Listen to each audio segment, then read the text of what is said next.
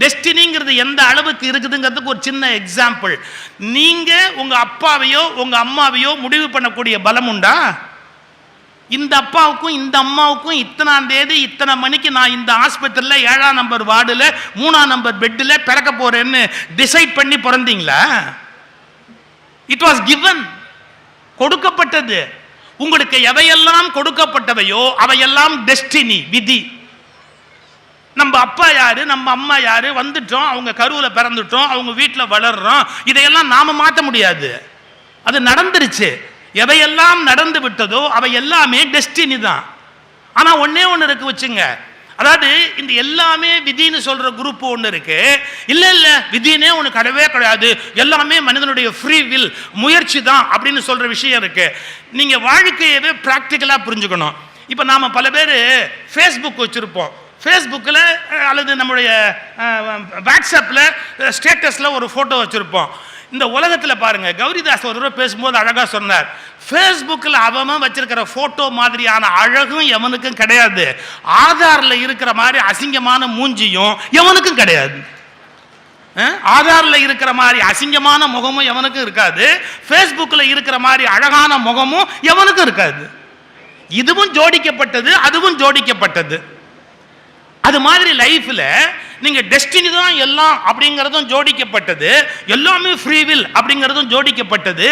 இந்த டெஸ்டினி எவ்வளவு தூரம் ஒர்க் பண்ணும், ஃப்ரீ வில் எப்போ ஒர்க் பண்ண ஆரம்பிக்கும் அப்படிங்கிறது நீங்க முடிவு பண்ண வேண்டிய சமாச்சாரம். அந்த ஒரு இடத்துல தான் உங்களுக்கு விழிப்புங்கிறது வரணும், அவேர்னஸ்ங்கிறது வரணும். இப்போ நம்ம டெஸ்டினிங்கிறது என்னன்னு சொன்னேன், கொடுக்கப்பட்டது. சார் இந்த மாதிரி கண்ணோட, இந்த மாதிரி மூக்கோட, இந்த மாதிரி தோற்றத்தோட இதெல்லாம் நான் முடிவெடுக்க முடியுமா? நான் வந்து இந்த மாதிரியான நிறத்தில் பிறக்கணும், இவ்வளோ உயரத்தில் பிறக்கணும், இந்த கலரில் பிறக்கணும், ஏன் இந்த ஜாதியில் பிறக்கணும், இது எதையாவது என்னால் முடிவு பண்ண முடியுதா? சில சூழலே சில பேருக்கு வாய்ப்பு, அப்படியே அவங்க மேலே தூக்கிட்டு போயிடும் அந்த சூழலே. சில பேருக்கு அந்த சூழலே அவங்களுக்கு எதிர்ப்பு, அவங்க என்ன முயன்றாலும் மேலேயே போக முடியாது. அப்போ அது மாதிரி எவையெல்லாம் கொடுக்கப்பட்டவையோ அவை எல்லாமே என்னன்னு கேட்டா டெஸ்டினி. அது தரப்பட்டு விட்டது அப்படிங்கிறதுனால நீங்க வெளியிலே வர முடியாது அப்படின்னு ஒரு பொருள் அல்ல. நீங்க வெளியே வரத்துக்கு ஒரே ஒரு வாய்ப்பை உங்களுக்கு பிரபஞ்சம் கொடுத்துருக்குது, மூலப்பொருள் கொடுத்துருக்குது. அது எது வேணா பேரா இருக்கலாம். மூலப்பொருள் ஒன்று கொடுத்துருக்கு, அதுக்கு என்ன பேரு? Free will. எப்படி அது ஃப்ரீ வில்னு பேரு? பாருங்க, இந்த காலேஜில் படிக்கணும்னு நீங்க தீர்மானம் பண்றீங்க, கிடைக்கல, என்னமோ ஒரு காலேஜில் கிடைக்குது, அது டெஸ்டினி.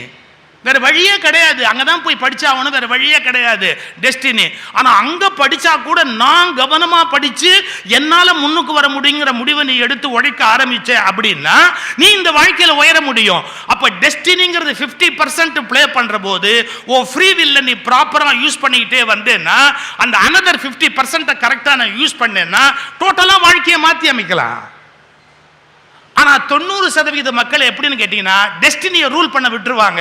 தங்கிட்ட இருக்கிற 10% பவரை எடுத்து 50% ஆக்கி அதை 100% ஆக்கக்கூடிய வேலையை அவங்க செய்யறது இல்லை. இதை செய்ய தொடங்குற போது என்ன ஆகுதுன்னு கேட்டா, நம்முடைய டோட்டல் லைஃப் கம்ப்ளீட்டா சேஞ்ச் ஆக ஆரம்பிக்குது. பாரதி ஒரு வரி சொன்னா, மனதில் உறுதி வேண்டும், வாக்கினிலே இனிமை வேண்டும், நினைவு நல்லது வேண்டும், நெருங்கின பொருள் கைப்பட வேண்டும், கனவு மெய்ப்பட வேண்டும், கைவசமாவது விரைவில் வேண்டும், தனமும் இன்பமும் வேண்டும், தரணியிலே பெருமை வேண்டும், கண் திறந்திட வேண்டும், காரியத்தில் உறுதி வேண்டும், பெண் விடுதலை வேண்டும், பெரிய கடவுள் காக்க வேண்டும். கடைசியா ஒரு வார்த்தை சொன்னா, யாருக்குடா விதி மாறும்னா மண் பயனுற வேண்டும். இந்த உலகம் நல்லா இருக்கணும்னு யார் நினைக்கிறானோ அவன் தான் சரியான வாழ்க்கை வாழறான்னு அர்த்தம். நான் நல்லா இருக்கணும்னு நினைக்கிறவன் சரியான வாழ்க்கை வாழறான்னு பொருள் அல்ல. மண் பயனுற வேண்டும், வானகம் இங்கு தென்பட வேண்டும், உண்மை நின்றிட வேண்டும்.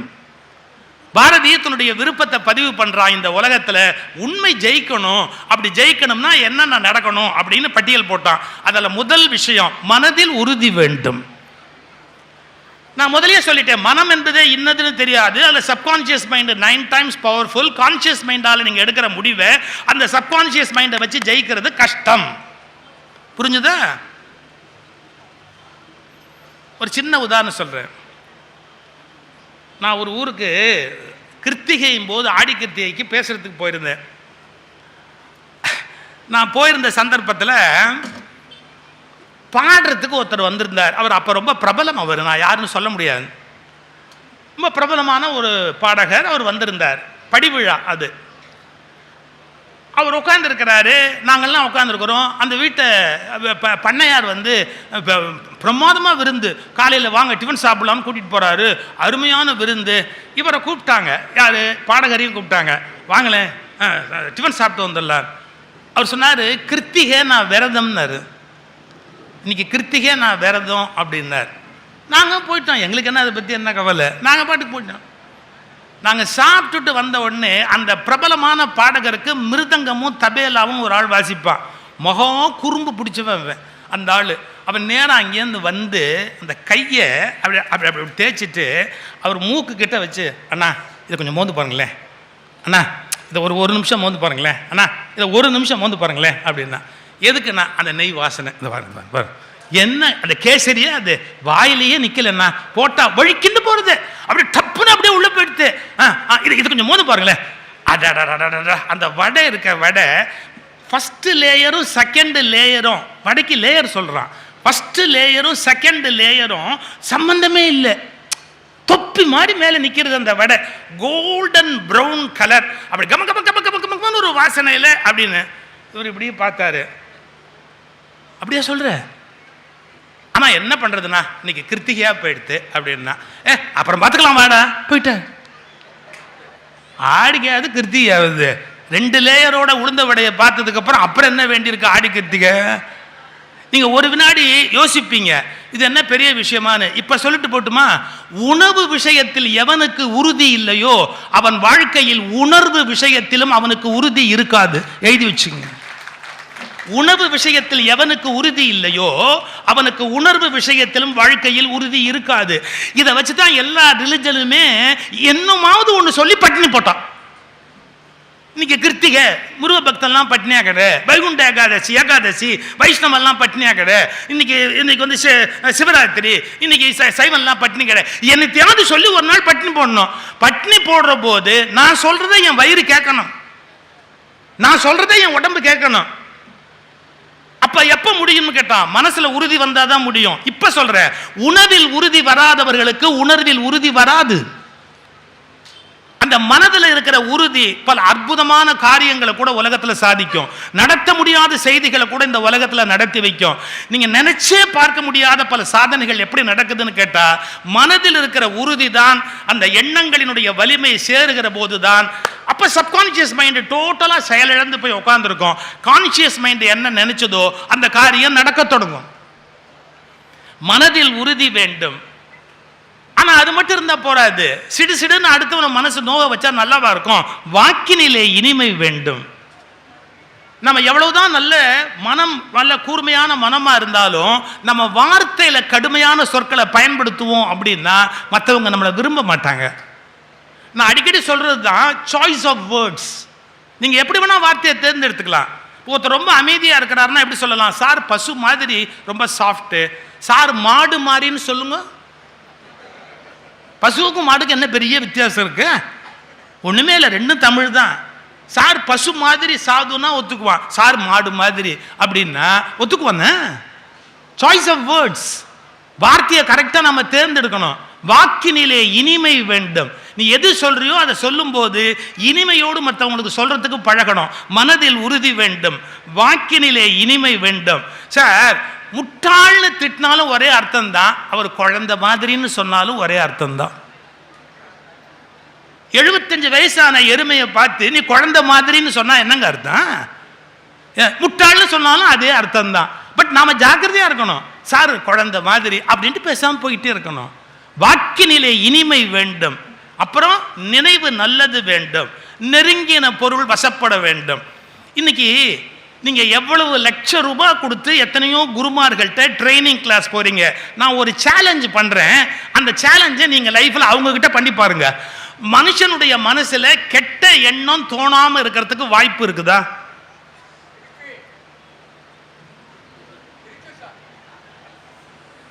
அவர் சொல்றாருங்கிறதுக்காக எல்லாத்தையும் நம்ப முடியாது. கெட்ட எண்ணம் தோணாத மனுஷன் ஒருத்தன் கூட உலகத்தில் இருக்க முடியாது, எழுதி வச்சுங்க. நான் சொல்றேன், எவ்வளவுதான் முயற்சி பண்ணாலும் எண்ணங்கள் தோன்றுகிற போது நல்ல எண்ணம் தோன்ற மாதிரியே கெட்ட எண்ணமும் உங்களுக்குள்ள தோணிக்கிட்டு இருக்கும். ஏன்னா உங்க மரபணுன்னு ஒன்று இருக்குது.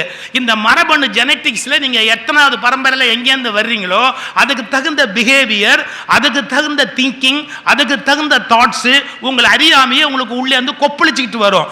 இதை ஒரு சினிமாவில் ஒரு படத்தில் கமலஹாசன் சொல்லி காட்டுவார். என்ன அனாவசியமா சீண்டாத, எனக்குள்ள ஒரு மிருகம் இருக்குது. அந்த மிருகம் இவ்வளவு நாள் எங்க போயிருந்தது? இவ்வளவு நாள் அந்த மிருகம் எங்க போயிருந்தது? அது எப்ப வெளிப்படும்னு தெரியாது. ஏன் தெரியாது? அது உள்ளே தான் இருக்கும். ஆனா எப்ப வெளியில வரும்னு தெரியாது. இப்போ எல்லா ஸ்கூல் ஆஃப் தாட்ல என்ன சொல்லி கொடுக்குறான், நீ வந்து நல்ல எண்ணங்கள் உள்ளவனாக மாற வேண்டும், தீய எண்ணங்களை முற்றிலும் அழித்து விட வேண்டும். தீய எண்ணத்தை அழிக்கிறதுக்கு எந்த சாமியாராவது ஒரு டெக்னிக் சொல்ல பார்ப்போம். தீய எண்ணத்தை எப்படி அழிக்கிறது? தப்பான எண்ணம் வருது, அந்த தீய எண்ணம் வராமல் இருக்கிறதுக்கு, இல்ல வந்துட்டா அதை எடுத்து போடுறதுக்கு என்ன இன்ஸ்ட்ருமெண்ட் அவைலபிள்?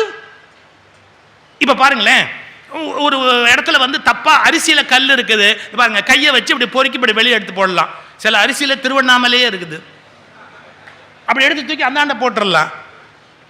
ஏதோ ஒரு கிடுக்கி இருக்குது, அந்த கிடுக்கில ஒரு சின்ன தலைமுடி கிடக்குதுன்னு வச்சுங்க, அந்த கிடுக்கியை யூஸ் பண்ணி அந்த தலைமுடியை அப்படி எடுத்து அப்படி தூக்கி வெளியே போடலாம். எங்க உங்களுக்குள்ள இருக்கிற கெட்ட எண்ணத்தை எதை வச்சு பிடிச்சி எப்படி தூக்கி வெளியே போடுவேன்னு சொல்லுங்க.